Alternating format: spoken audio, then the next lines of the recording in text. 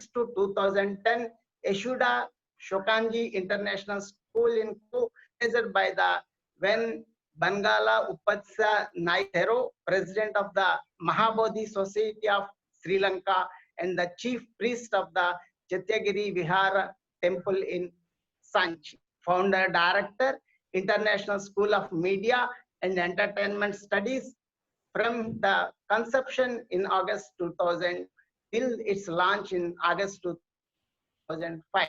Conceptualized and developed the entire project and its infrastructure and built its international collaboration with the famous Missouri Journal, PSA, the world's oldest journalism school. He also designed the institute's curriculum. Consultant in the rank of a Joint Secretary, Ministry of Rural Development, Government of India 2001 to 2002. Primary responsibility included planning, creating, and building a complete new national media strategy for the.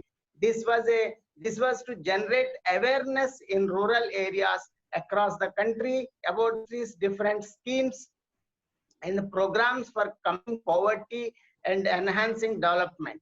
These programs were telecast on the specific time bands simultaneous regional languages of the country on the national channel Doordarshan and All India Radio. Former special correspondent, Indian subcontinent on the internet for political and economic articles from India. MSNBC on the internet was a joint venture between Microsoft Corporation and NBC. For freelance stringer for ABC Radio USA for news stories from India. Consultant and media trainer, Maharaja Television, the leading private radio and television network of Sri Lanka, over 25 visits since 2005. Presenter, English News on Doordarshan, National Broadcaster of India, 1994 to 2002. Nalin was one of the two prime-time news presenters between 2000 and 2002. Anchor for over 2,000 hours of live and recorded broadcasting of news, election analysis, and commentaries on important and landmarks events in the country, as well as for popular programs on culture, health, and travel, among us others. He visited number of countries in many times: Azerbaijan, Bangladesh, Bhutan, Hong Kong, Iran, Israel, Pakistan, Singapore, Sri Lanka, Malaysia, Thailand, Turkey, South Korea, Australia, Austria, Denmark, France, Italy, Slovenia, United Kingdom, Germany, Spain, and USA. Intellectual writer and one of the experts in tracking important socio-political economic developments at the regional, national, and international level, and having a practical life interest and look forward to interacting with the people from different regions, countries, and sharing experience and ideas. Sir, I am very proud to again inviting you towards Better India program, and I am thankful to host Venkat Krishna sir. Thank you, sir. Again, welcome, sir. Welcome. Thank you, sir. Nalinji. Yes, Venkat Krishna. Sir, you can start. Good evening, and thank you very much for this opportunity to interact with so many learned people and teachers and educators from across the country. I would like to particularly thank Venkat Krishna because he constantly chased me till I gave him a time slot. And I feel happy that I'm here amongst all of you today. I hope my audio is loud and clear and we are having no problem with that. Yes, yes, sir. Clear, sir. I think we are living through very, very challenging times. And as the topic also of today summarizes it, we are going to see socio-economic, political, and even legal implications of COVID-19. Because we need to bear in mind, and perhaps many of you would have already read about it, written about it, spoken about it. We are going through a major reboot at a global level in terms of even mankind and its negotiation of the path ahead. The reboot is obvious because after World War II, which ended in 1945, we haven't seen a global scale of a challenge that encompasses virtually every country. The closest, perhaps, maybe three economic challenges, which is the oil crisis of the early 1970s, the Asian economy crisis of Southeast Asia and East Asia in 1997-98, and the financial crisis of 2008. But we haven't seen a health crisis of this scale. AIDS, HIV/AIDS, was the last one of this, which seemed to be indicating that we may be heading for this kind of a magnitude. That was also more than 20 years ago. In terms of a health global pandemic, the Spanish flu is the last, which is over 100 years ago. So I often tell people that the generations that are born after 1990, which means essentially students or people who have just left out of the institutes, they haven't seen a crisis per se. They are born into a rather comfortable world where things can be taken for granted. And those born after those born from 2000 onwards, 95, 97, 98 onwards, they live in an internet world, a world that is very, very fast moving, technology oriented, no crisis for them per se. Unlike, say, still the poor people who have to face a challenge of food, health, clothing, water, shelter, all of it. So when something as big as COVID-19 hits the world, encompassing virtually all nations, it is bound to shake the structure in which we live.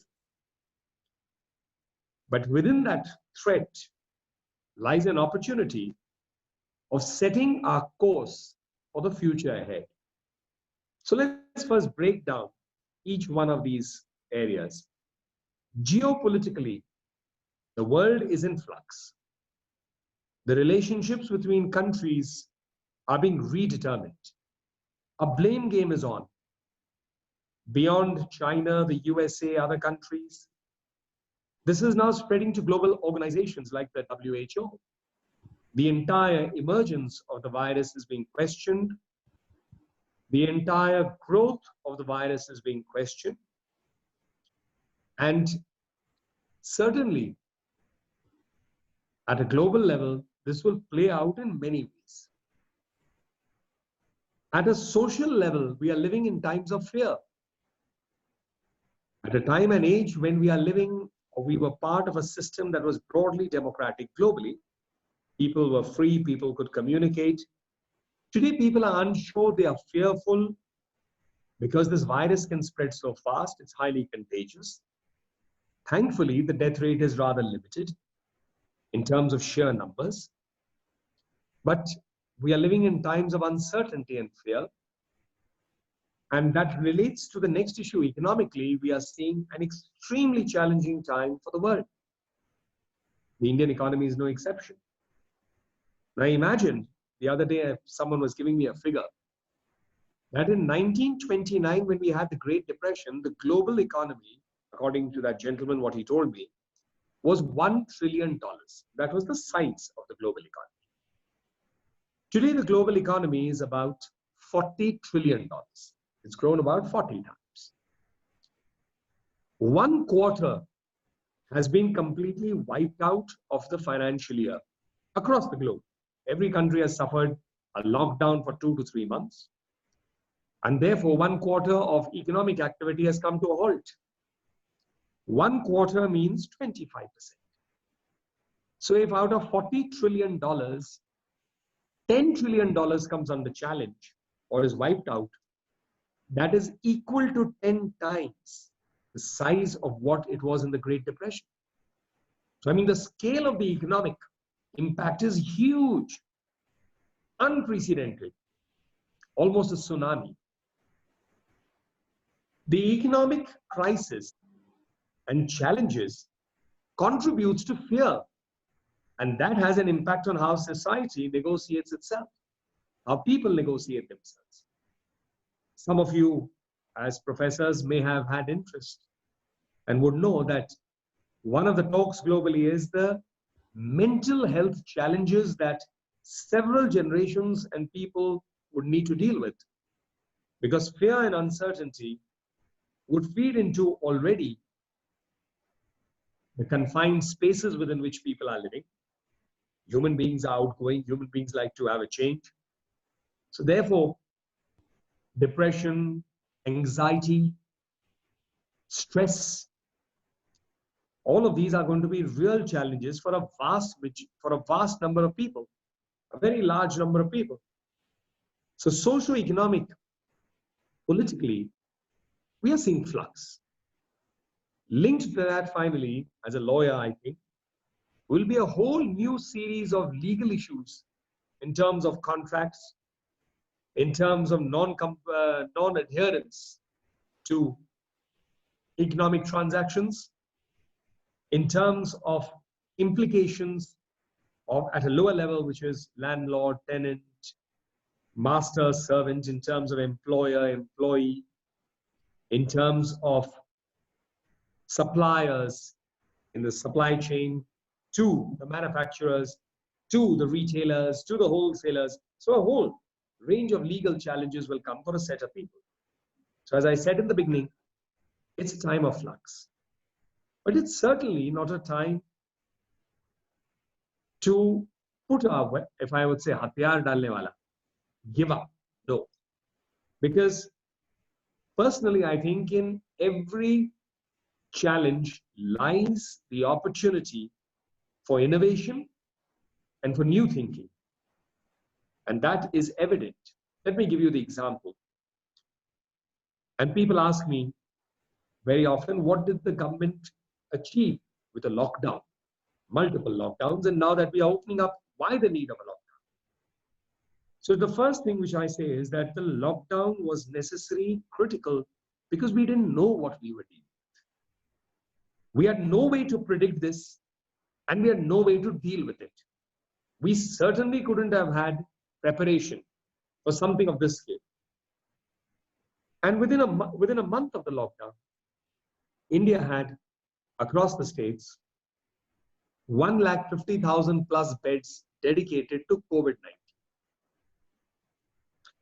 India had only 16,000 ventilators, but another 60,000 are already being delivered. India didn't have masks and PPEs. We didn't manufacture them per se. Today we are manufacturing 4.5 lakh, 400,000 to 450,000 PPE kits and masks daily. Look how much we have grown. In 2 months, the Indian entrepreneur, the Ministry of Textile worked with manufacturers of fabric. And yes, today we are doing that. Today only I read a news item. NASA has developed a low-cost ventilator. And of the 17, 18 firms, they've shortlisted 3 Indian firms. So the point I'm making is in these opportunities will be, in these times of crisis, will be opportunities for innovation, new solutions, new ideas of dealing with the path ahead. Why am I raising this here? Because I'm talking today, and we'll open it up to question answers shortly. That's how I normally like to make a few initial remarks and then opening it up to questions. We are dealing with professors of sciences. I'm sure many of you would be from different fields, some from maybe the engineering or engineering related, some to maybe biotechnology, some to maybe medicine possibly, some maybe to chemicals, organic or inorganic. And to me, you all are an extremely important, very, very critical knowledge bank with your students, with your research scholars, for the further steps ahead. Because the Prime Minister Modi, and then our Finance Minister Nirmala Sitharaman ji have announced, and she gave over 5 days the details, the Atmanirbhar Bharat. And I think that's a great opportunity for India to start looking at solutions not just for India, but globally. Take the case of hydroxychloroquine. India manufactures about 70% of hydroxychloroquine. Last year, India was exporting about $6 to $7 billion worth of hydroxychloroquine. It's an old drug. Yes, there used to be the input of the active pharmaceutical ingredient or the API from China, but it's not that India doesn't make the API too. And today, India and our government has sent stocks of HCQS to over 100 countries. Now, there's a huge debate, but finally, ICMR has come out unequivocally clearly that hydroxychloroquine is as a prophylactic, effective against COVID-19. It should be used for the frontline health workers, the high-risk people, and the benefits of high HCQS far outnumber the risks, if any. They have written to the WHO to say that your trials we don't agree because you gave 4 times the dosage that should have been recommended. Our trials are showing us results. It's a cheap drug. It's an easily produced drug. The vaccine, whenever if it is to come, certainly cannot reach everyone immediately and certainly will have a cost. We need to look at solutions. That's in health. But in sciences, and I'm not a science background person, but I met many years ago an engineer who put it very nicely. He said, sir, engineering is, everything is engineering for me, because he was an engineer. And he said, it is all about the mechanics from small to big. You have to just have the components fit up together and you have a product. And he put it very simply to a non-science background person like me. The same is true for our research, whether it's in the chemical field, whether it is in physics, whether it is in biology, medicine, microbiology, biotechnology. Because this is an opportunity of the research in our labs to reach the ground.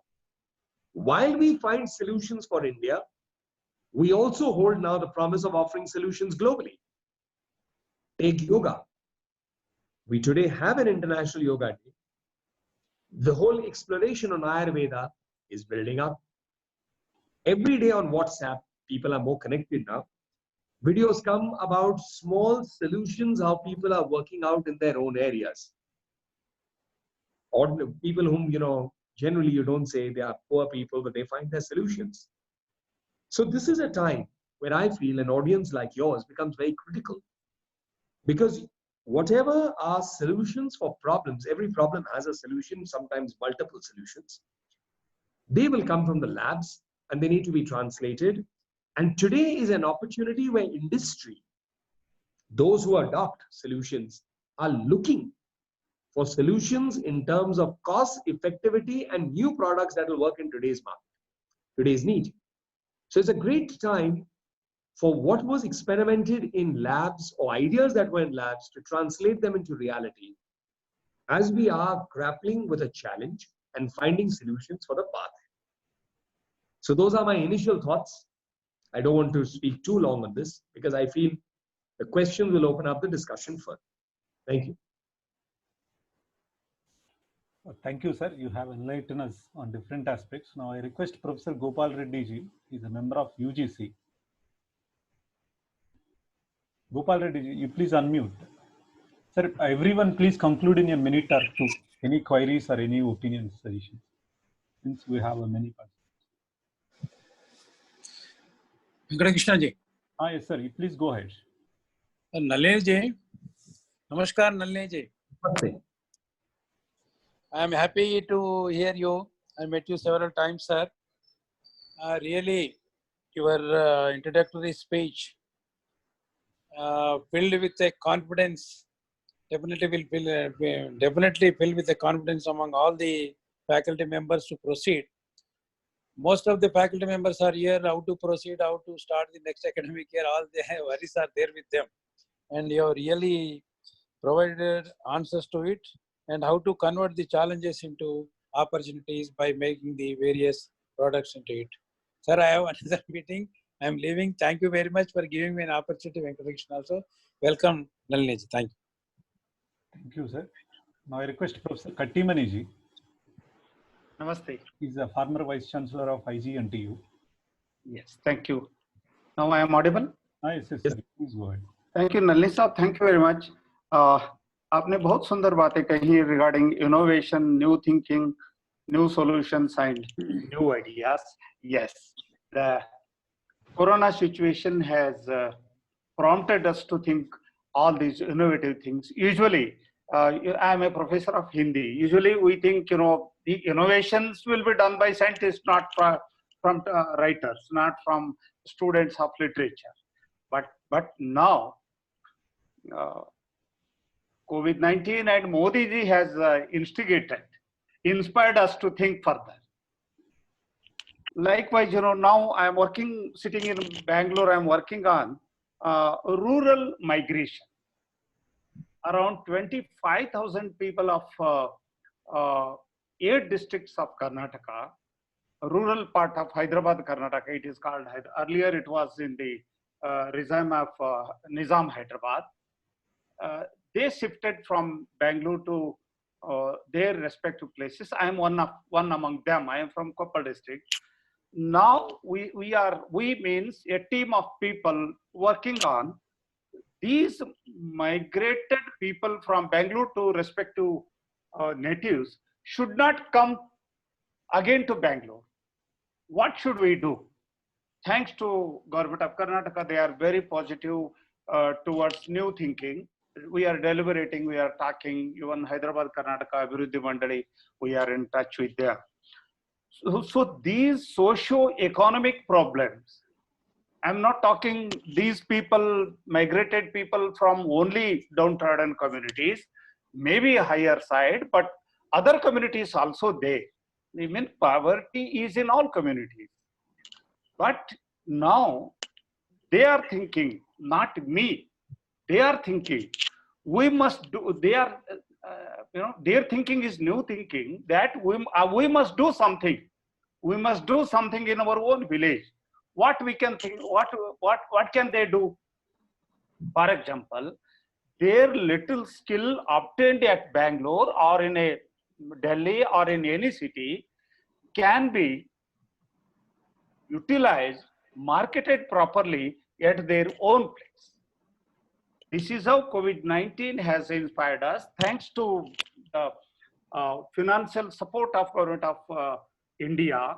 For example, in the month of end of March this year, there was a lot of tomato was ready for marketing in 8 districts of Karnataka. That is, very bad district, most backward districts. But they could not market it. Now Modi government has given us an opportunity to establish cold storages. 50% financial support by Government of India. Now, our team is trying to do that.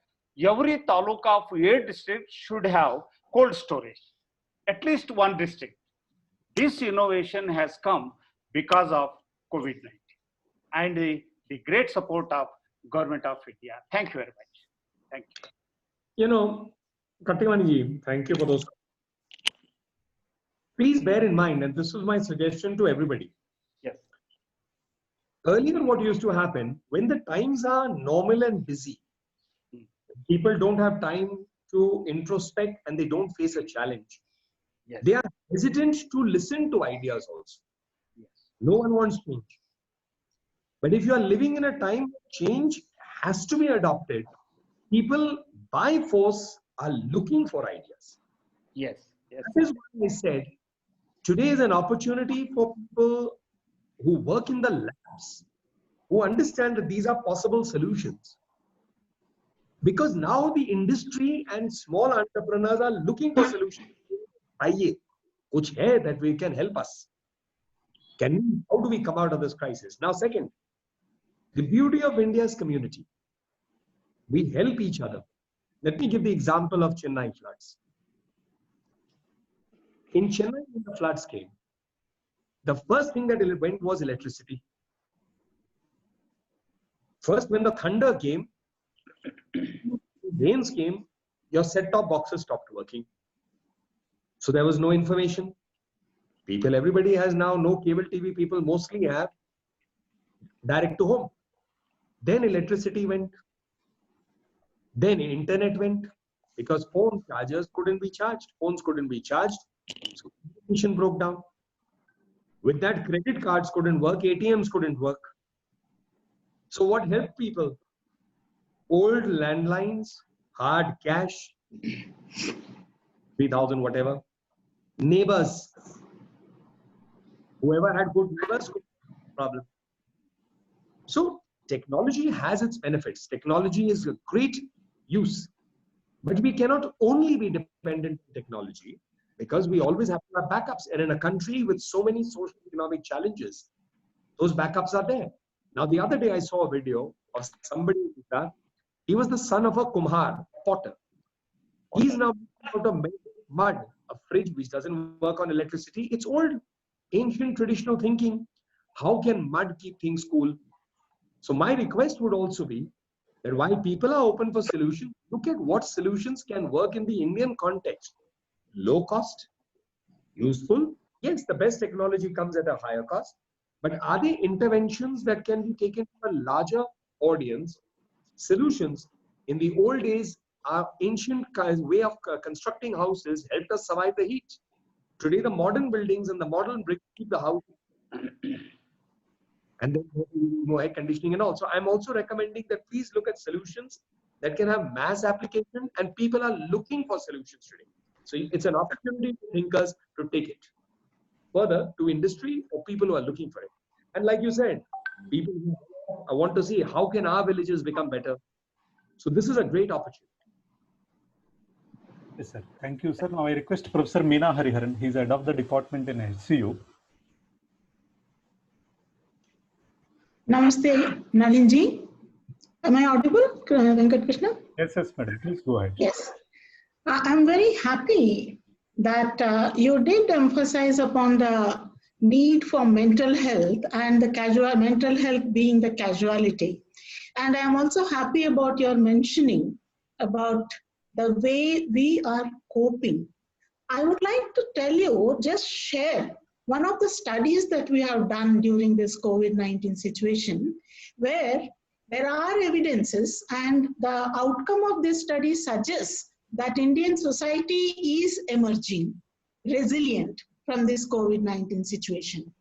We have done a study where we saw that when the lockdown 1 was announced, people were totally caught unawares.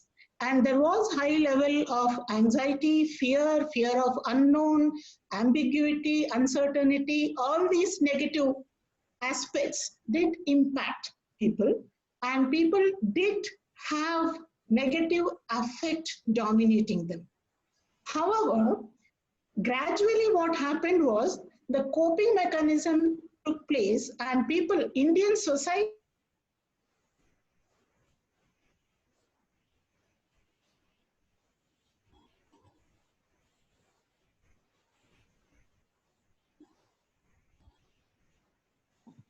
Meena ji, are you there? I think we should come back to Meena ji. I also lost electricity, but I am on a mobile connection, so it didn't. She must be on, we were talking technology, we're suffering with, what happens. Yes, yes, yes. So now yes, yes. Thinking Meena ji, we will come back to you. Now I request Professor Sambasura ji. He's the Vice Chancellor of Mizoram Central University. Sambasura ji. Oh, just wait. Now I got it. Namaskar ji, Kohli ji. Very beautiful introduction you gave about the COVID-19 situation in various aspects about the socio-economic, political and legal perspectives, how this pandemic situation has been resulting in the country. In fact, it is in the whole world, it is the same, not only in India. And as you know that several millions of people, more than 2 millions of people actually been affected by this pandemic COVID-19, and several people died also because of this particular disease. Yes, though it is not that alarming, but it has been definitely a scaring for the people, and many people psychologically they are getting depressed of what is our future, how is our children, how is our family, and there are so many social aspects actually people are suffering with this. Even though people are government has been providing so much of that is strength for them socially to come up in from this situation, and it was one of the rare country which has given so much of social strength for the people to come up from this particular situation. India is a model for many countries in this, and as you are aware that the health sector and everything, the Indian country has come up in various ways in supplying medical needs. So without even a single PPE equipment, without a single mask in a particular place, when our Mizoram, we don't have even a single mask that time when COVID has started, and now it was showing how the people are coming up. Mizoram has started self-development.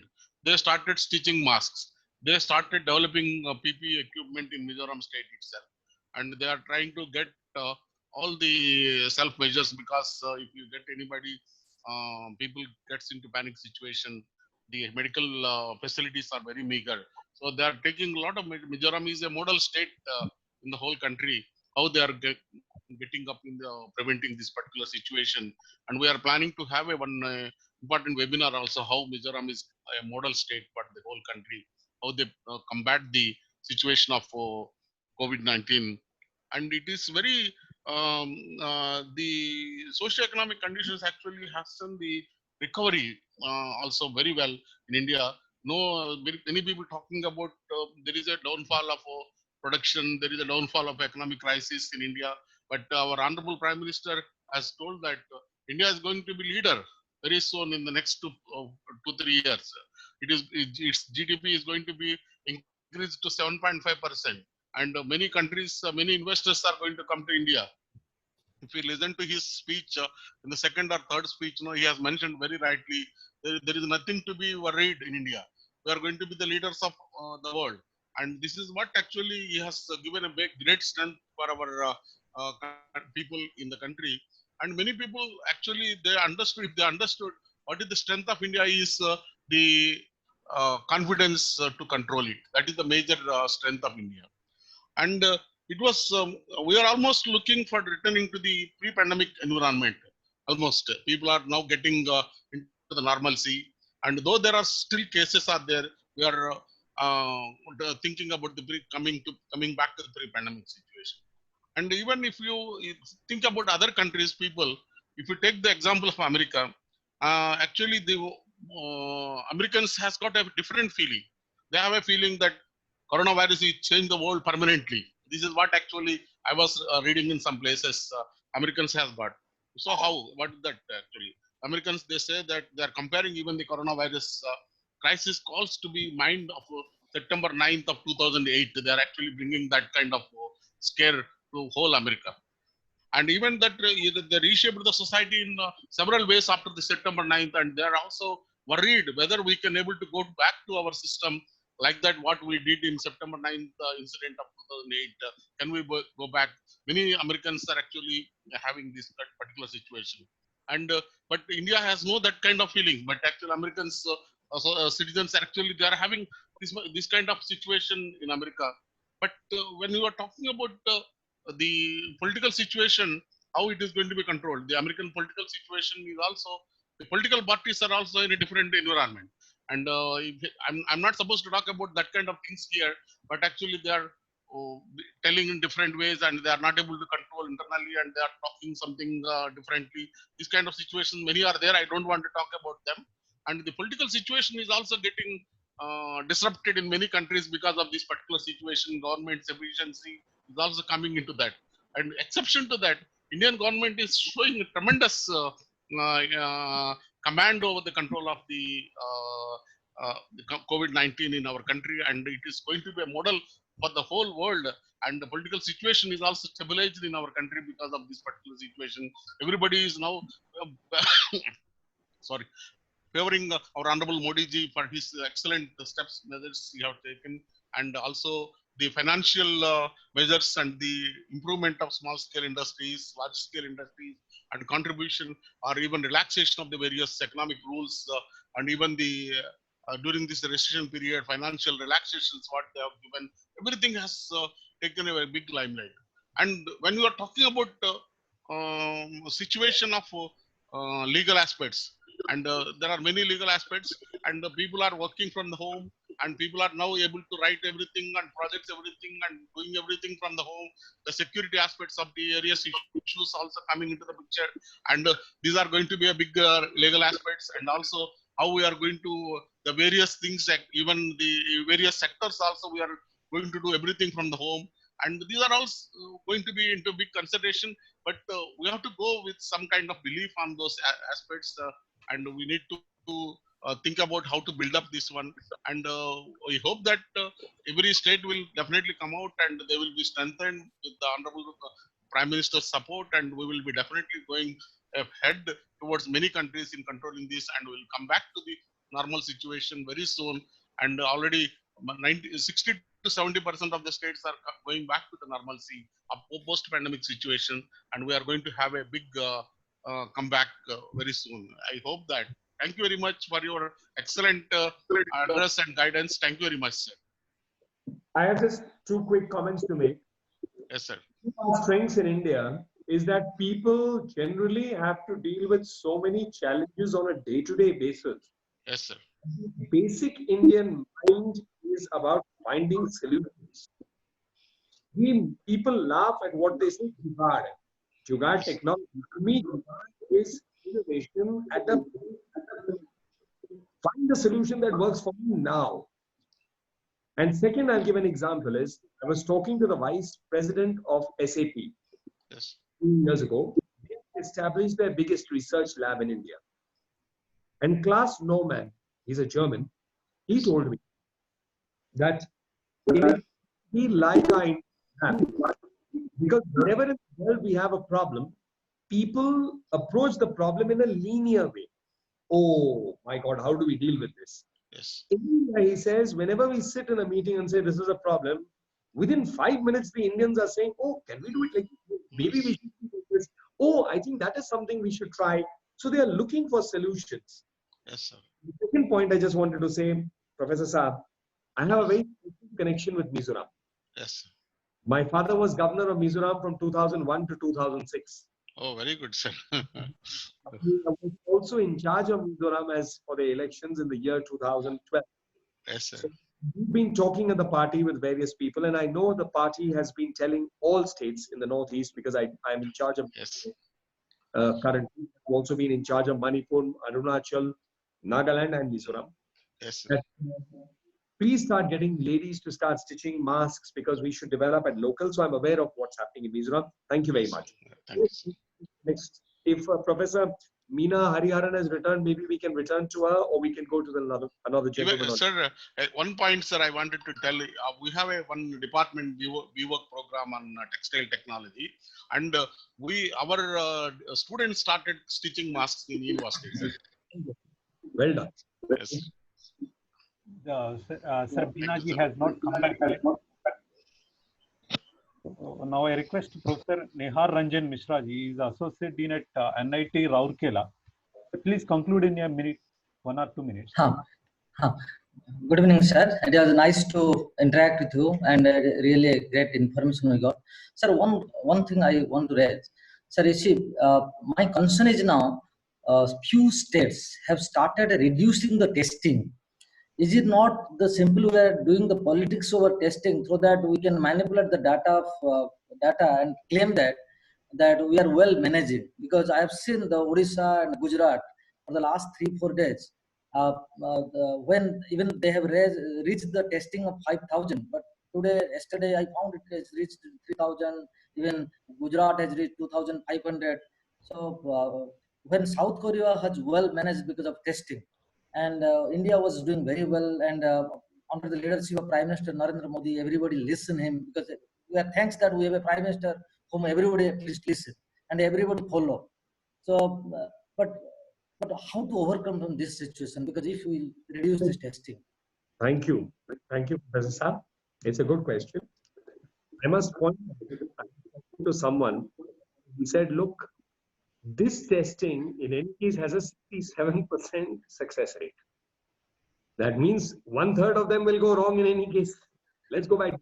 All professors and you all understand data. So, in any case, after the testing आज कराया, result 3 दिन बाद आया, आज और 3 दिन के अंदर में भी तो कुछ हो सकता है. I think what is important is the numbers have gone up to more than 1 lakh a day. I mean, a higher number.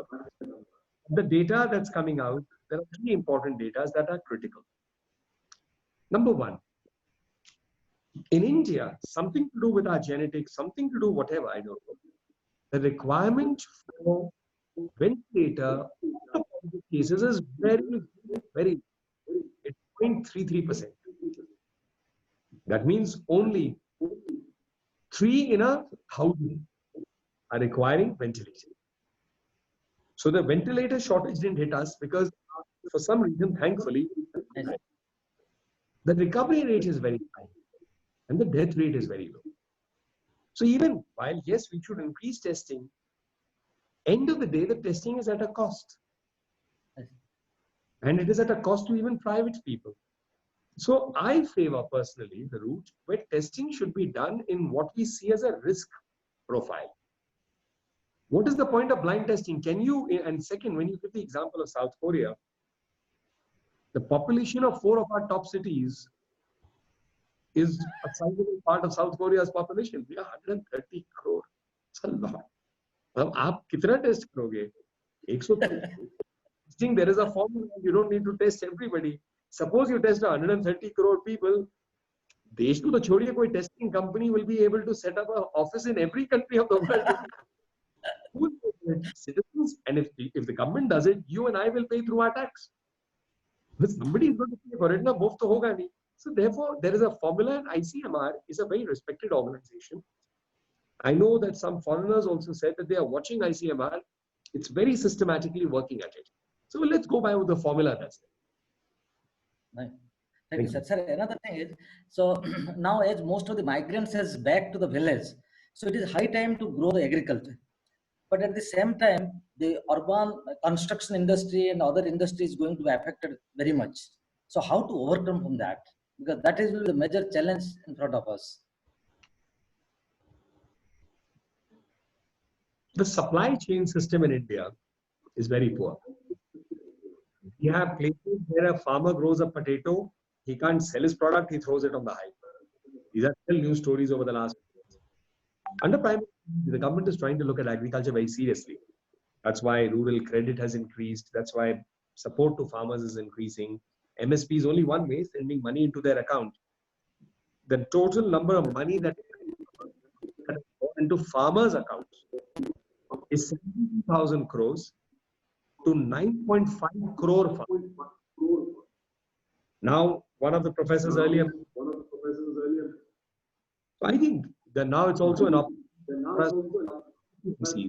Agricultural produce centers. These are being now looked. Heading there. There is no, because a vast majority of information still depends on agriculture. Thank you. Thank you, sir. Sir, we are getting small echo from your side. So please, listen. And before that, we have a 2 vice chancellors, but I couldn't find them. Professor Raoji and Jamnaji, please message me personally. Now I request KVSG Murli Krishnaji.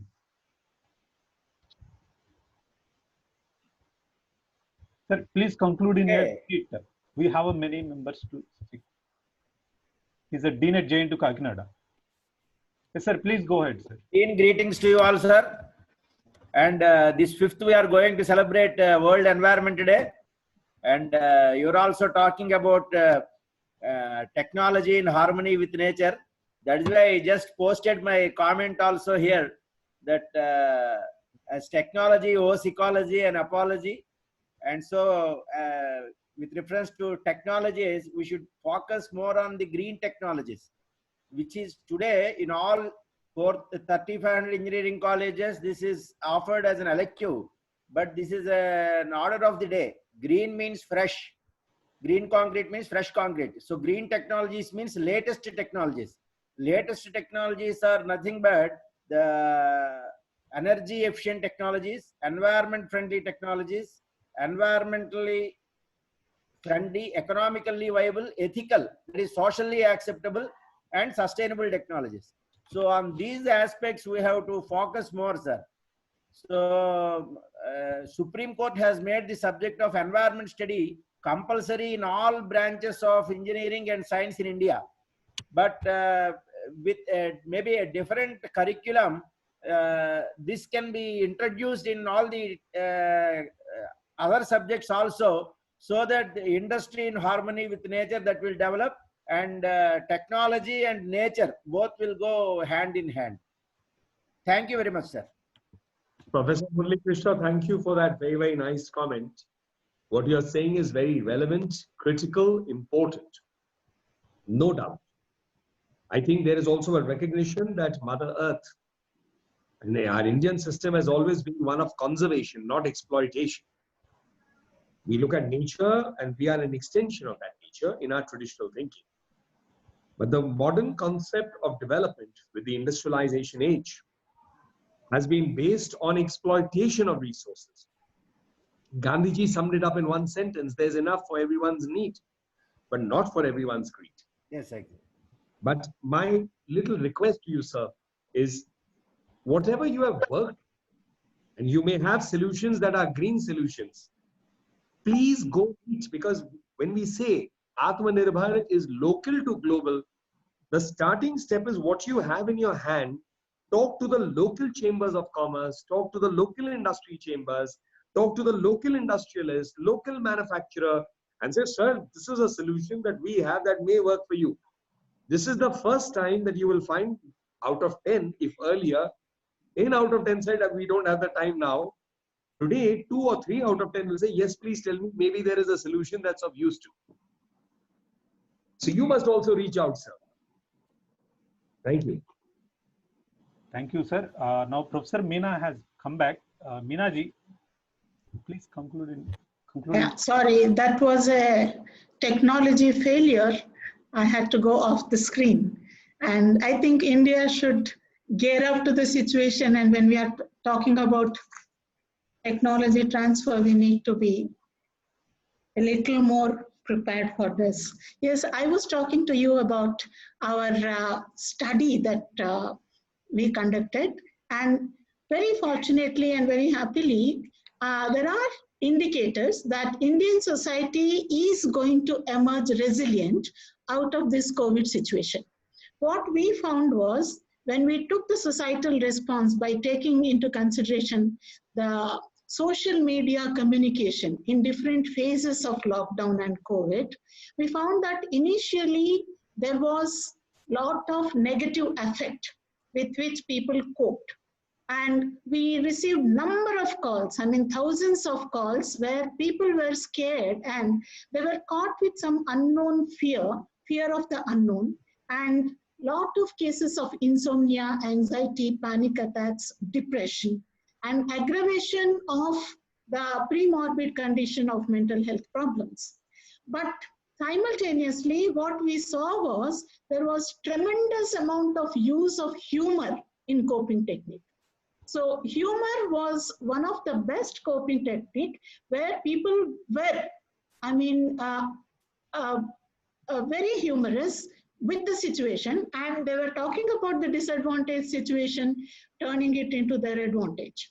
And after humor, what we saw was gradually people moved on. I mean, in the second week or third week of lockdown, people moved on to their concerns about fitness, physical fitness, because they were missing out on the physical mobility. And alongside, there was a lot of political criticism and satire which went on. among, the people. And this was a way of ventilating their frustration. The target naturally was an unknown source. So information screening was their major source of concern, due to which they felt what is called cognitive processing anxiety.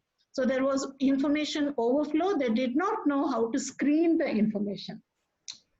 And then gradually they went on to, they transited to a stage where they were concerned about the converting the negative effect into positive.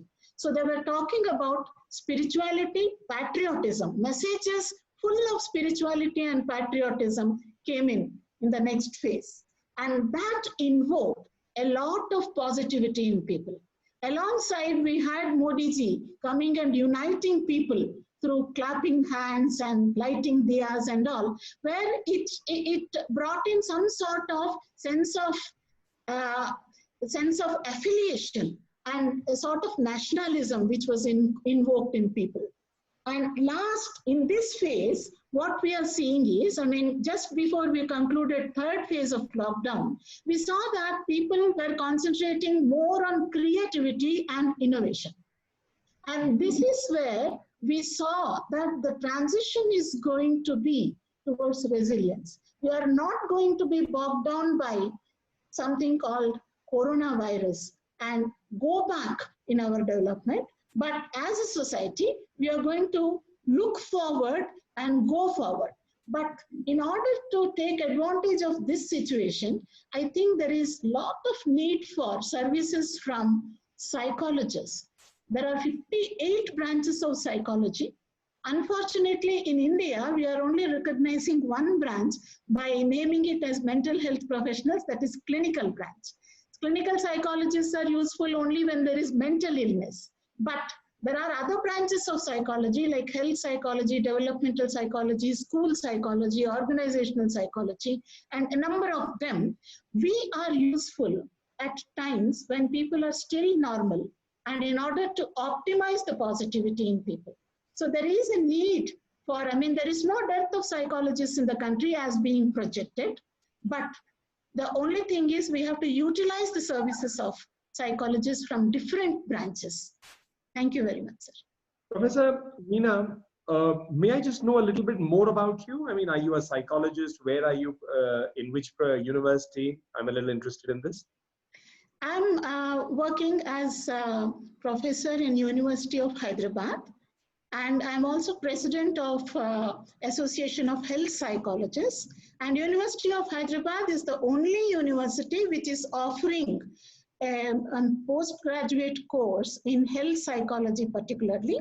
And we are working in this area. There are several specialized branches in health psychology, wherein we also have positive psychology as one of the special branches, which applies to every field of human being. I must say that this is very interesting for me. I, of course, have no background in psychology or anything like that. But my sister, Vandana, is a film producer. She has worked on the subject of mental health in multiple ways, because the first major documentary she had made was an award-winning documentary in the 90s on depression, clinical depression, called Into the Abyss. Won a lot of awards, etc. But then her bigger work in the recent years was she made a film on the subject of anger. Has won again a lot of global acclaim. It's shot in the UK, India, and it has used some of the best minds who are working on different aspects of the subject in Harvard, Wisconsin, Rockefeller, Stanford, UK, India, also some Wim Hans, Nim Hans, whatever. A lot of this, and it's called The Subtext of Anger. Now, Vandana has written over the last 5 years a column called Mindscape, M-I-N-D-scape. It used to be published on the online version of the Week magazine. So she's in the process of writing a book. So being a sibling of mine, I've read a lot, spoken a lot, and therefore I seem to maybe have a little more affinity to the subject you're speaking. So I'm going to leave this conversation on to, she of course does a lot of workshops or screenings for teachers and universities and all, but more importantly, I'm interested in two things from you. and I'm going to ask Venkat Krishna to connect us later. One is a short note on when you were saying these 58 branches of psychology and what are the impediments, why only one is there. You mentioned something interesting to me, that India doesn't have a shortage of psychologists. Whereas my own understanding through multiple people's discussions has been India seems to have a shortage of psychologists. So I want you to, in a data, try to explain to me, if it's okay, and I can request you to send me something to tell me how do you say there is no number, and then link it to this 58. The second I'm interested is in your study, that how do you have arrived at this issue of resilience? So that is a longer conversation. That's why I don't think we should stop the others from having a conversation here. I think Venkat Krishna can connect us later, and then over email and maybe WhatsApp, we can take this conversation further. Thank you very much. Definitely, sir. I would be interested.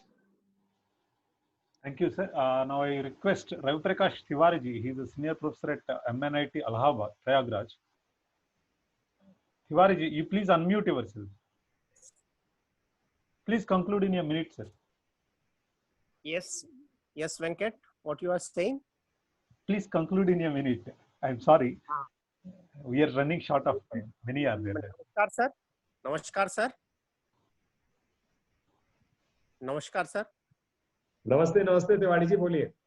Sir मैं ये कहना चाह रहा था कि मैंने आपको एक बार सुप्रीम कोर्ट में देखा था, आप इतने एक्टिवली दौड़ रहे थे, एक केस से दूसरे, उस केस के बीच में दूसरी कोर्ट में जाना था। हम लोग का एक टीचर्स एसोसिएशन का केस था, उसके सिलसिले हम लोग गए हुए थे। तो मैंने लोगों को कहा देखिए इतने सिंसियरिटी से जो काम करेगा वही आगे बढ़ेगा। वही चीज मेरे को याद है सुप्रीम कोर्ट में हमने देखा था कि आप दौड़ते हुए दूसरी कोर्ट में जा रहे थे। और सर एक चीज हम और कहना चाहेंगे लास्ट में, ये जो वर्कर्स यूपी और बिहार में और स्टेट से आए हैं, उनको यहाँ पे इंगेज करना और रोकना बहुत बड़ा चैलेंज है। ये 2 से 3 महीने में करना पड़ेगा, नहीं तो बहुत फिर से वो वापस जाने की सोचने लगेंगे। सर इस बारे में आपके शुभ आपने मेरे लिए अच्छे कुछ शब्दों का प्रयोग किया, उसके लिए धन्यवाद। दूसरा आपसे ये कहूंगा कि माइग्रेंट वर्कर्स का विषय देखिए ऐसा है, इसके 2 परिणाम होंगे। एक परिणाम होगा दैट वो जो हमारे श्रमिक हैं वो गांव में लंबा रहेंगे, और दूसरा परिणाम होगा जो वापस जाएंगे। जाना भी चाहिए तो अर्थव्यवस्था ठप हो जाएगी। So I have assessment is that some industries will bring them back, give them a better working condition. Right, sir. Right. Newspaper में पढ़ा, Economic Times में, Hero cycles. People believe that cycles will come back. 50 के दशक में लोग cycle पे काम जाते थे, 20-20 किलोमीटर जाते थे साइकिल पे, स्वास्थ्य भी बना रहता था और सोशल डिस्टेंसिंग साइकिलिंग में तो हो ही जाती है, क्योंकि लोगों से चिपक कर 50 लोग एक डब्बे में नहीं जाते। तो उन्होंने ऑलरेडी वापस शुरू कर दिया प्रोडक्शन और अपने वर्कर्स को कह रहे आइए हम आपका ख्याल करेंगे। टाटा ग्रुप का मैंने देखा, शाहपुर जी पालुन जी का देखा कंस्ट्रक्शंस में। तो लोग जो है, मुझे लगता है माइग्रेंट लेबर के लिए चिंता अब एक अलग रूप से होगा कि हम उनको कैसे स्वस्थ रखें, क्योंकि हमें उनकी चिंता है उनसे हमारा काम ना ठप हो जाए। और दूसरी तरफ कुछ है जो कहेंगे हम गाँव में कुछ ढूंढना चाहेंगे, वापस नहीं आना चाहेंगे। बीच में एक क्वेश्चन आया था स्किल्ड लेबर का लेके, I saw it on the chat, it's a very valid point. Skilling is a gap in our country that needs to be filled, and that's why what Modi ji once said, lab to field, lab to industry, that gap will also end when our labs and our institutions also look at the practical aspect so that they are industry relevant. That is also equally important, while of course you have skill development courses that people have to take. Right, sir. Thank you, sir. Thank you. Thank you, sir. Now I request GBKS Prasad ji. He is the professor at Jivaji University, Madhya Pradesh. Prasad ji, conclude. Thank you, Venkat. Sir, good evening, everyone. It's indeed a very good opportunity to listen to you, sir. In nutshell, you have touched upon each and every challenge that is posed by COVID-19. And I would like to, sir, draw your attention on 2 issues. One thing is, of course, the issue that is being discussed raised by other distinguished audience also. That is, it is heartening to know that about 1/4 to 1/3 of our population is they are laborers, maybe migrant laborers or the working at their own places. So I think this COVID-19 has given us an opportunity, means a challenge that could be converted, transformed into an opportunity where, because they all come from the rural areas and ours is an agri-based economy, and there are there are several opportunities at village level if we can impart skill development to the local folk, the villagers, like the medicinal plant cultivation, honeybee cultivation, mushroom cultivation, and these are very minor things, but they will be able to provide livelihood to these people. And the only thing is that not only importing the skill development, but government should devise a strategy that once this skill is translated, once the products are made, they should be given guidance at each and every level for marketing. The government should go to them and purchase the things, and then ensure that IT facility is also available to them so that they will be able to reach the e-commerce, they can make use of the e-commerce facility that is available. That is one thing. I think this can address, means like, we will be able to transform our population into a human resource. I think once we succeed there, I think instead of inviting the bigger industries, and again, if we, of course, by God's sake, this kind of calamity should not be foreseen. But in such a case also, I think once we develop a smaller economies, the people will not have to go migrate to the bigger industries. They can make their lively industries. I think economy will grow like anything. That is one thing. Second thing is that about this, the health crisis that is put forward by this COVID-19.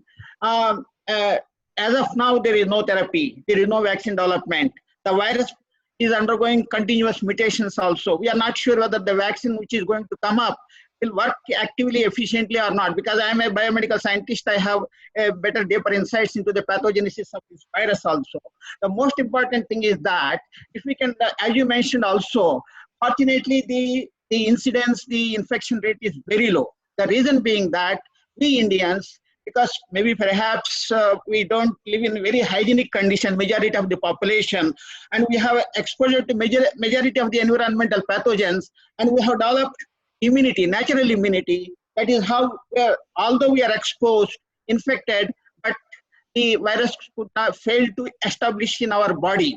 And what is important is that in our the traditional systems of medicine, Ayurveda, Siddha, and Unani, and it is a time-tested medicine in practice for centuries together also. But unfortunately, that system has not been exploited in this condition. But the reason that the clinical trials have not been done. But somehow I don't agree to the experts, health experts in even the ICMR also, because if it is a new drug, it is a synthetic drug, and if trials are not done, then only the clinical trials are required. But otherwise, the traditional medicine do not require any kind of trial. And there are the phytochemicals which are not to be anti-inflammatory in nature. They can bring down the morbidity. They can bring down the pathogenesis also to a larger extent. But whether if government had permitted use of this Ayurveda medicine, Siddha medicines along with the allopathy medicines, because as such allopathy is only a symptomatic treatment, but for the other things, I think the morbidity rate should have gone down significantly, and I think that is one area which is to be focused by our Indian government. So I would like to have your viewpoint, sir. Professor Prasad, you've raised a very valid point, and it's a critical point. First, in one of the press conferences of the Health Ministry, specifically I had heard it, that the Secretary of the Department of Ayush said we are doing our own set of clinical trials on a regimen of treatment under homeopathy as well as Ayurveda on COVID, and that data is being collated and we are going to present that data. So trials are happening in terms of treatment. You are correct also that synthetic drugs require trials. You are right that viruses mutate. In fact, as I said, I'm not an expert, but yes, I speak to people Vaccines have its own set of limitations and mutations. That's why you have new strains. On the contrary, there is a school of thought that believes that by sanitizing ourselves too much, we are creating a further risk on us because our body actually evolves and is able to. We are also blocking out good bacteria, good viruses. Our body regenerate those kind of responses that come in stress. So you're right. And there is a set of people who say that there's a set of people that says that vaccine is not the only solution. So what I will do is, after this talk, one very interesting talk came by a doctor. I know the crux of the talk, but I haven't seen it yet. It's over 1 hour. So I'm going to forward that talk to Venkat Krishna, and he can forward it to you. Thank you, sir. I encourage you also to definitely check out a little bit more on Ayurveda and trials. For example, another thing is on homeopathy. I know a set of homeopaths who believe that camphora and another drink, I think it's called albumin, arsenic or something, is useful in such kind of a scenario. So for me, I can tell you that I am a great votary for alternative medicine. Personally, I have great respect also for allopathy because it's symptomatic, fast relief. In a crisis, it's the first line, but it is not constitutional approach. It is symptom approach. It has its own limitations. So therefore, I believe a lot in Ayurveda, homeopathy, and I don't recall taking a ciprofloxacin or a Nolflox or anything for several years. On the contrary, I have a doctor who prescribes me Lakshmi Vilas Ras and Tribhuvan Kirti Ras and all that sciences of Ayurveda. And I used to also take a lot of this. But I think a holistic approach, which is a combination approach, may be a great step further. I'll forward that video to Venkat Krishna, and I'm sure he'll forward it to you, and maybe you'll find something interesting there. But do check out doing trials. I know that. Thank you. Thank you, sir. Thank you very much. Thank you, sir. Now I request Kumar Guruji from Kenya. Kumarji, you please unmute yourself and kindly finish it in 1 minute because we have to take students' view also. Venkateshji, I will come to you. Kumarji, are you there? You please unmute yourself. Unmute. Yes, yes. Yeah, hi. Thank you, Venkat. I will keep it short. So, good evening, Nalinji. Great pleasure to speak to you and see how your government is fighting this crisis. So, I'm leading a startup of insurance based in Kenya, and I've been outside India for now 10 years. I worked in Southeast Asia, and now I'm in Kenya. So I can see clearly the difference between the approaches of the Indian government and the other governments which are, similar to India. So I want to keep it very quick. So I'm sure the Indians, whether they're living in India or outside, are extremely intelligent and they can come up with solutions and innovations to fight this crisis. What I would urge you is, how does the government enable the environment for this innovation and solution to come up, in forms of various rules? To give a specific example, what I see is that post this crisis, I see a massive shift in the mix of SME or MSME. So many people, may lose their normal 9-to-5 jobs or regular jobs and would be forced to take up small occupations, etc. So the contribution of the percentage proportion of the MSME would go up drastically. So how can the government help to contribute? And I have a couple of suggestions, being from the insurance sector. If you can bundle a business interruption insurance from the taxes or from the VAT or the GST, and don't call it as GST, but you provide a business interruption insurance automatically to all the MSME, and then this will also enable them to disclose honestly the income that they are earning, and that also helps them to protect them in times of crisis like this. And secondly, I would like to say, and given the massive success of the Arogya Setu app, can you upgrade this app to become more like a MSME platform where people can interact, buy or sell goods or services, and you have the location data and you have all the features. So it allows a free flow of e-commerce and trade among MSME and helps them be successful. Thank you for your views. Just hold on for a minute.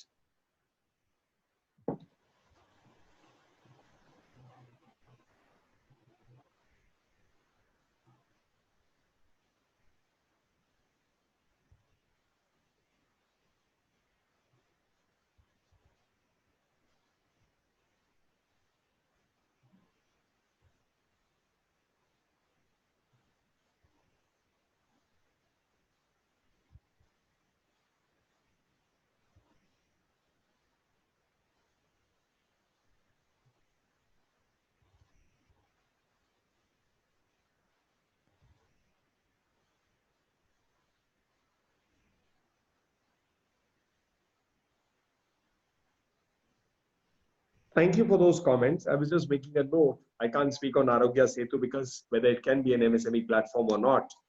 But I do know that Australia has come out with a platform of Buy Australian. So it's an absolute app. It's a complete website that helps you locate people to do so. Something like that, perhaps. But on the other thing was business disruption insurance. That's an interesting concept. You have pandemic insurances, you have epidemic insurances, but business disruption insurance is an interesting thought. From an insurance perspective, I'll share it with somebody. I mean, I really can't take ownership what will happen of it. But yes, as a concept, I'm going to definitely share it with somebody and see whether it appeals to them. Thank you for those comments. Thank you, sir. Now I request Professor E. Venkateshu from Hyderabad Central University. Sir, please conclude in a minute. I just, sorry, just the chat mentioned the name of the homeopathic medicine also. I saw that. So thank you very much. Yes. Sir, it is with a specific reference to this legal framework. Sir. You see, in this context of COVID. Can you speak a little louder? I can't hear you, Professor. Yes, sir. Can you make it louder? Yeah, we can't hear you properly. Okay. So in the context of COVID 2019, this there has been one emerging demand from the community is that a comprehensive public health act.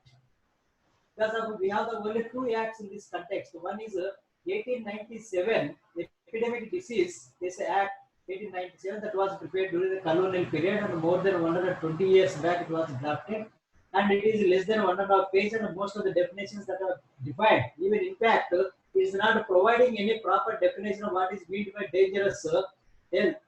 And then what is the responsibility central government, state government, most of the things are not missing. And the second one is the National Disaster Management Act. And people have been finding some sort of limitations in these acts. And of course, the government of India has been issuing the guidelines while following the World Health Organization and experiences from the different parts of the world. So in this context, one is that this Comprehensive Public Health Act, and the second is that when you look at it retrospectively, this handling of the COVID has become the act of the government. It is the public health system that has been handling.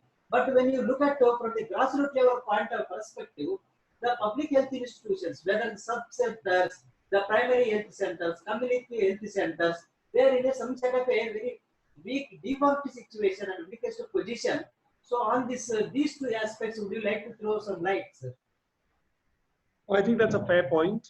It's a good suggestion. I noted that also, that perhaps there is need for a comprehensive public health act, because Epidemic Act is too old. It needs to be expanded.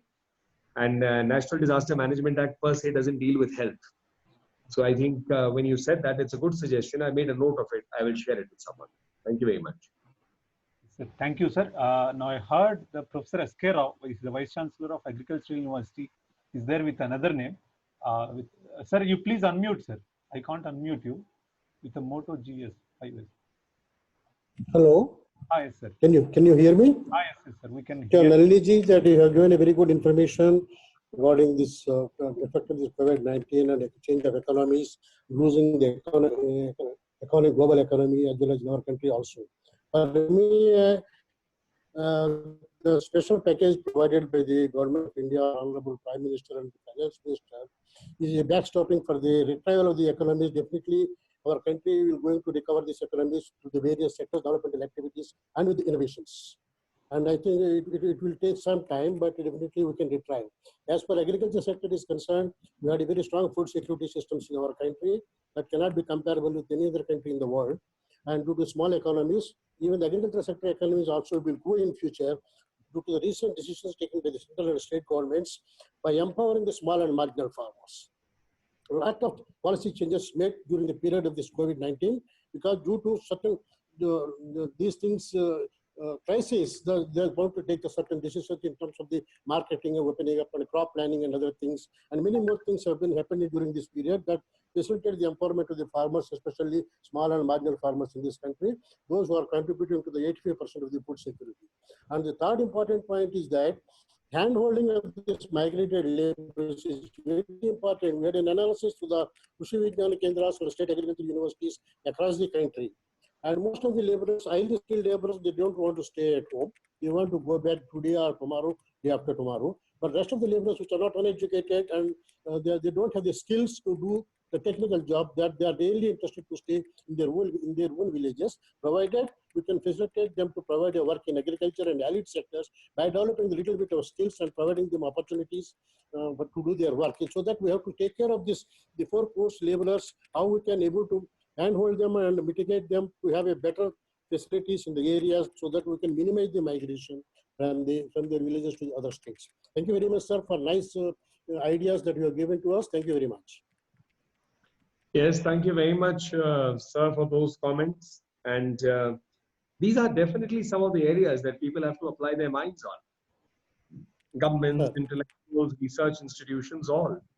So I think, that's, I mean, I agree with you. I can't add anything because you put it all very frankly and pretty, in a very effective manner. So I thank you for those comments. Okay. Thank you very much, sir.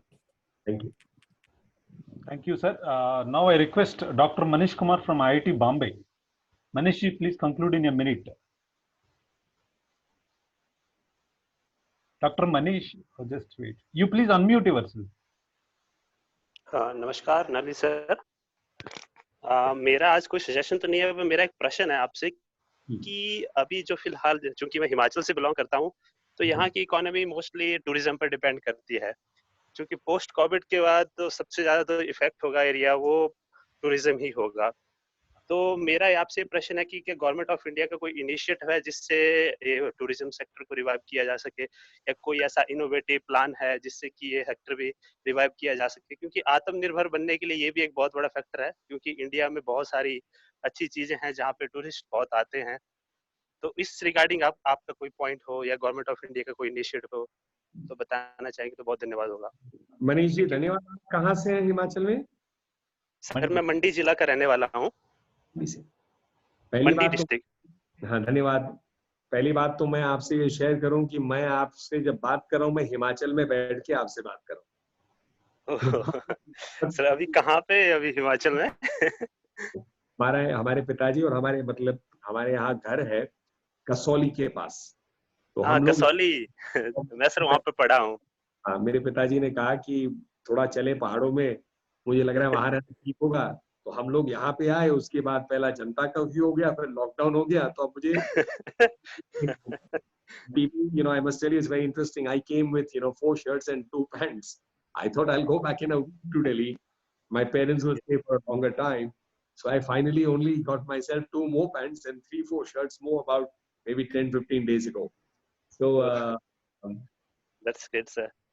दूसरा आपके सवाल का जवाब दूं मैं। देखिए आपके मुख्यमंत्री ने बहुत बढ़िया दिया क्वारंटाइन टूरिज्म का। क्वारंटाइन टूरिज्म नहीं है कि सारे बीमार लोग आ जाएं Himachal. Yes, sir, I heard about. लोग आकर एक सेफ तरीके से करेंगे, अगर रहेंगे क्वारंटाइन में फिर आगे जाएंगे तो कुछ बनेगा।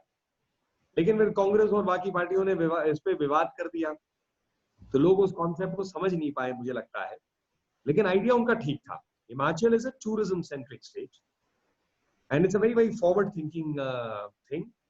और मुझे लगता है that you all should all as professors, other people, इसमें ना एक मीडिया में एक बनाना चाहिए, लोगों में फैलाना चाहिए कि अगर हिमाचल में लोग आएंगे, पुराने जमाने में जब लोग होते थे उनको अच्छी जगह जाना होता था तो आपके यहाँ सैनिटोरियम बनते थे। लेकिन अब मैं कह रहा हूँ बीमार भी नहीं, लोग ऊब गए घर में बैठ बैठ के। People are sick and tired of being at home. They would like to go out. Many people who used to travel abroad will not travel abroad for the next 1 year or 2 years, 3 years. So therefore, places like Himachal offer that potential. Come stay within a particular zone. Don't go out of hotels for maybe 7 days. Stay within your room, within your suite. First good hotels. Then you are opening up restaurants. They'll be able to contribute it. So I think it's a forward-looking thing. But what we need is some more social support. और मुझे लगता है जब तक आपके तरह बुद्धिजीव और आपके थ्रू अलग-अलग नेटवर्क्स इस बात को आगे नहीं बढ़ाएंगे प्रोफेसर मनीष, डॉक्टर मनीष, तो एक माहौल नहीं बनेगा। क्योंकि governments can come with ideas but if they feel people are not accepting the ideas they won't implement.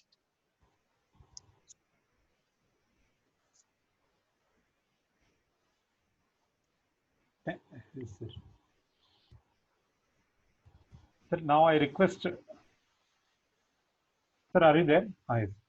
Yes, I'm there.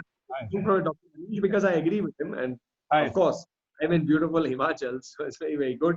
But I'm only requesting him that he and his circuit and others and all must build up a source movement, and you all must. आप जाकर देखिएगा, your chief minister spoke on it, and I think it was a very, very courageous and a very, very good concept. It's a very innovative concept, but then politics comes in the way. Yes, sir. Thank you, sir. Now I request Dr. Nagamani. Nagamani ji, please conclude in a minute. We are really running short of time. Nagamani ji, you please unmute yourself. Namaste, sir. Nani, sir. So my point is a small point regarding the legal point of these things, because we are talking about the technology developments and products and all these things. And if you take the technology point, sometimes we use the technology of because we exchange the international products kind of thing. So now in this period, all the nations, other nations are trying to their products need to be experiment on Indian context kind of thing. And if we are using that thing, that means we are also producing our intellectual property in that thing, giving our ideas and changes and other things in this regard.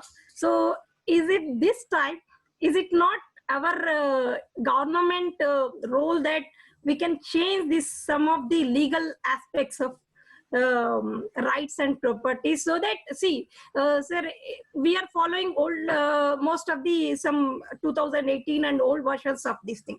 Now everywhere India is becoming the experimental lab, so that means we are providing the space and minds and everything to the other countries, and they are experimenting as if they are providing free of the products to us to use kind of thing. Say its use is nothing but they are doing experiment. We are allowing them very politely to utilize our knowledge and other thing in this part.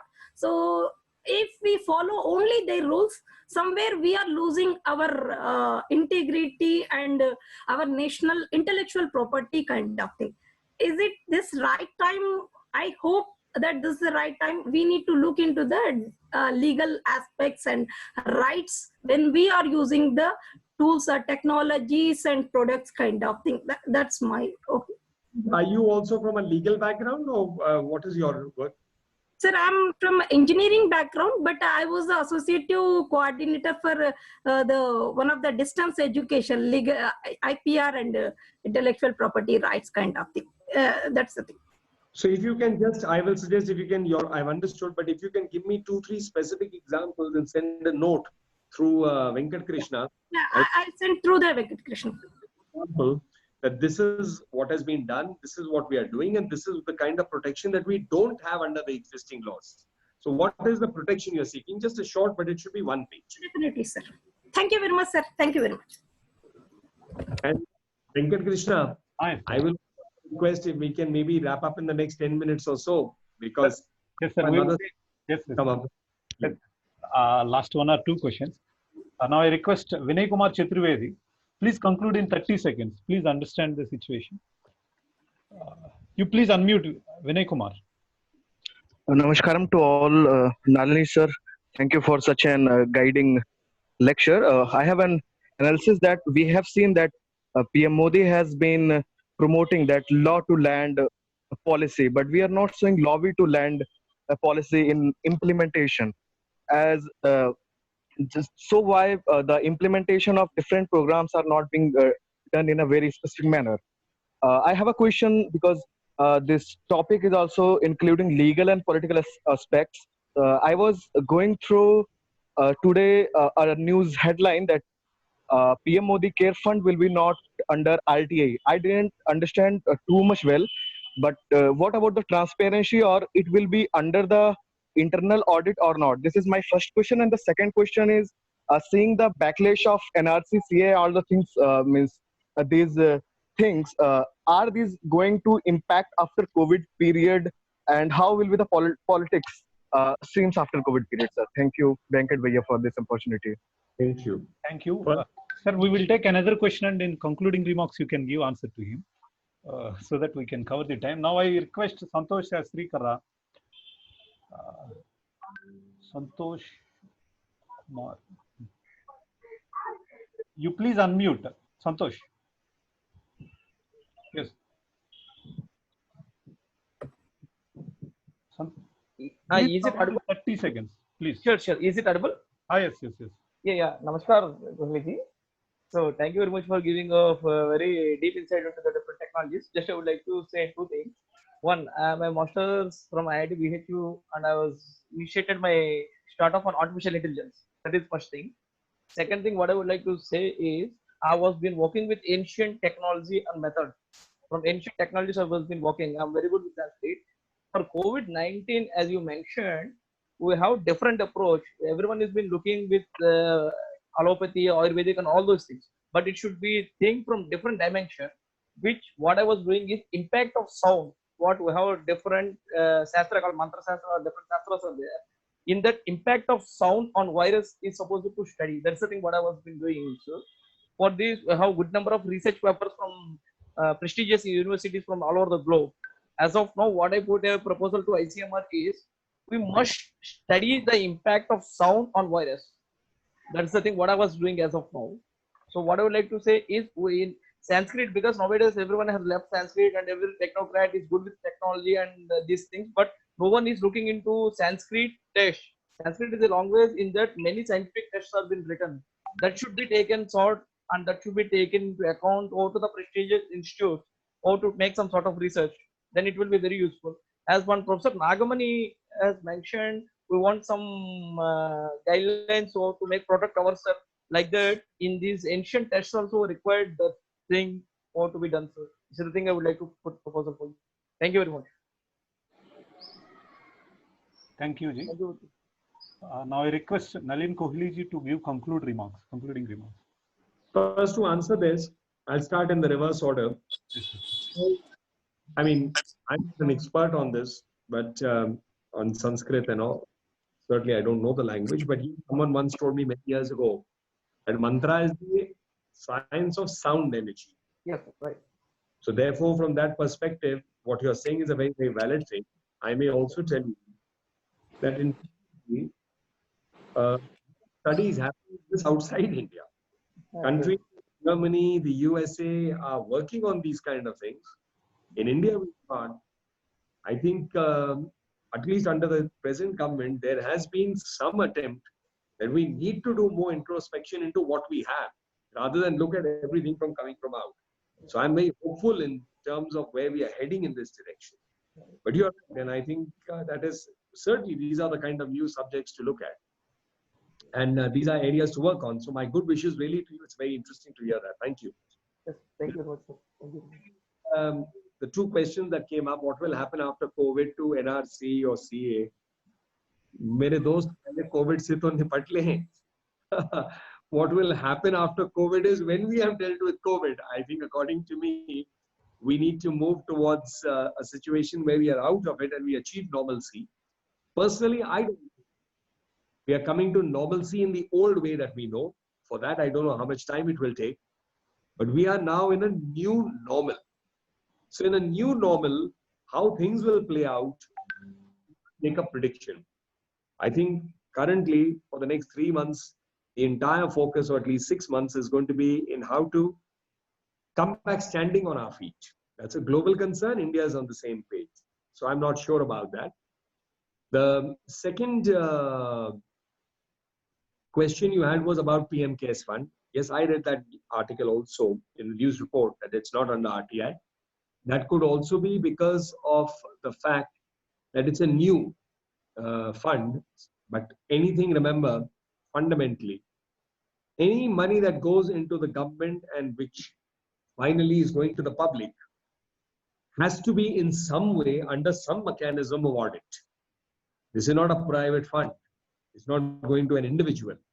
So even if a society is created, there will be a whole set of norms that it has to meet. So I'm not worried about that, because I'm sure the government will come out with the necessary mechanisms. Sometimes, having worked in the news media for a long time, a correct news gives an incorrect picture. Something that is not covered today does not mean that it is without scrutiny. There will be a scrutiny because the government always is under scrutiny, under a framework, whether it's the Auditor General, CAG, Auditor General, whether it will be through Parliament, whether it will be through the Finance Ministry, I don't know. But yes, there will be something. that has to be done. My final concluding remark is that first I want to thank everyone for their suggestions, comments, and for the time that we could interact in this. Thank you very much to everyone for sparing that time and participating in this. I want to thank Venkat Krishna again for this opportunity.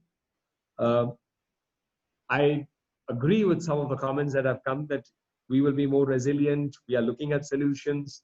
We need to work in new areas. Different people have said different things.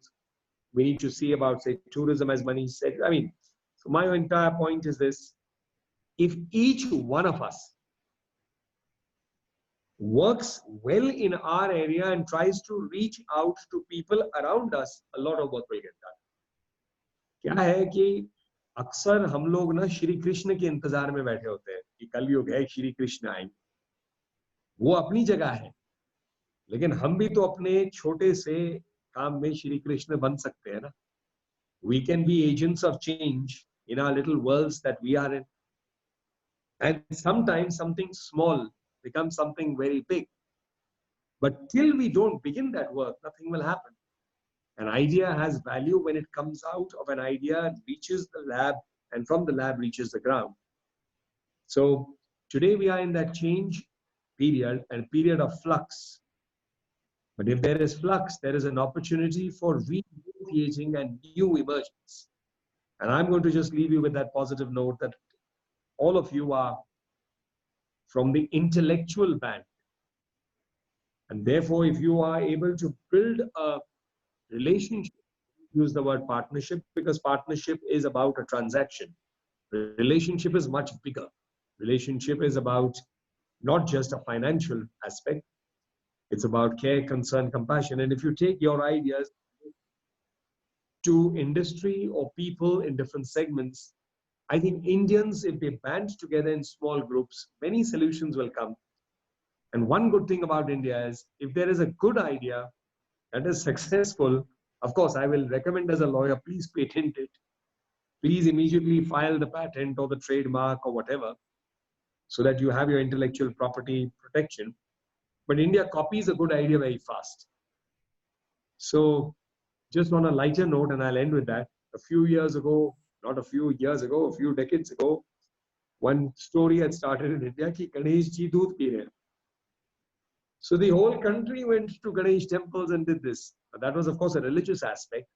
And religion, of course, motivates people a lot, in a much more bigger way. But same is, if a successful thing happens in industry or in an idea or in something, trust me, others will copy it fast. So this is a time of networking. It is a time of sharing.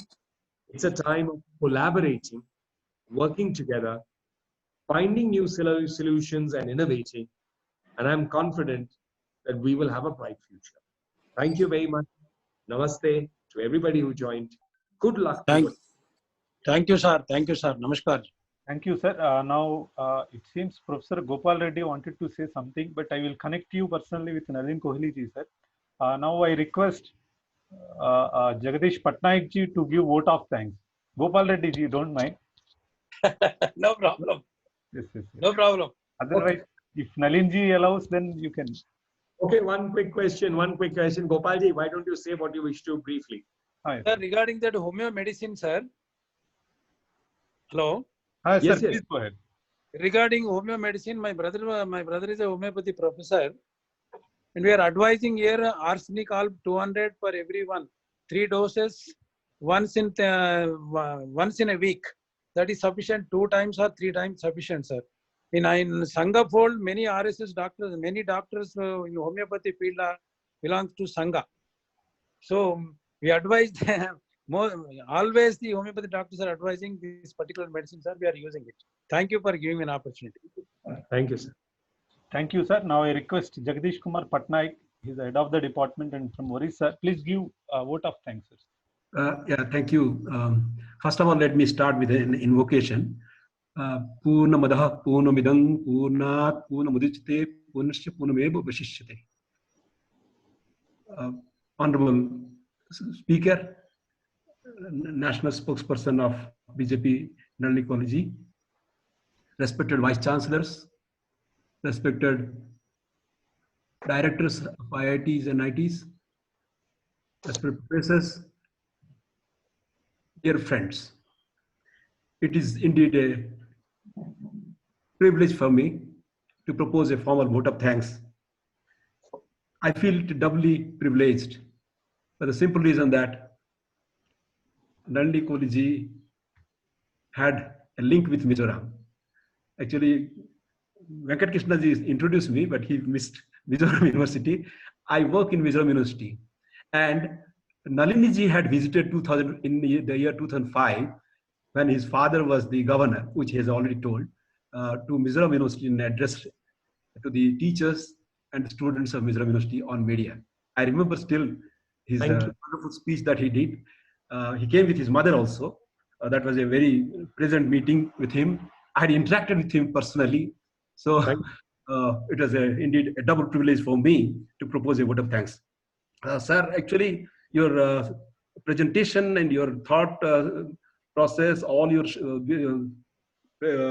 talk has been really enlightening, and you have injected a new kind of thinking in terms of suggesting the time for introspection, which is, of course, it may seem ordinary, but is really novel in the sense that it gives with introspection, it gives us the opportunity to produce low-cost, useful solutions. I'm just quoting what you have said for mass application.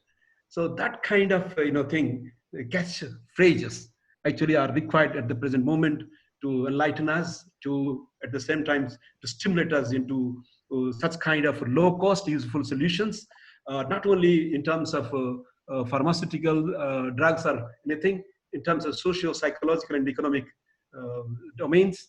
So I really appreciate your time, your presence, and your sharing your thoughts. I thank the professors, the vice chancellors, and the other members who have been present. In the beginning, there were 98 participants. So it slowly, of course, came down. So it is wonderful evening worth spending with you, sir, all the sirs and madam. I also thank at the same time Venkat Krishna ji for giving me this opportunity, and he has been doing a wonderful job in bringing all people into this forum and getting us speakers every roughly two times a week during this COVID time and during this lockdown time, and that's why we are very much thankful to Venkat Krishna also. So I thank everyone.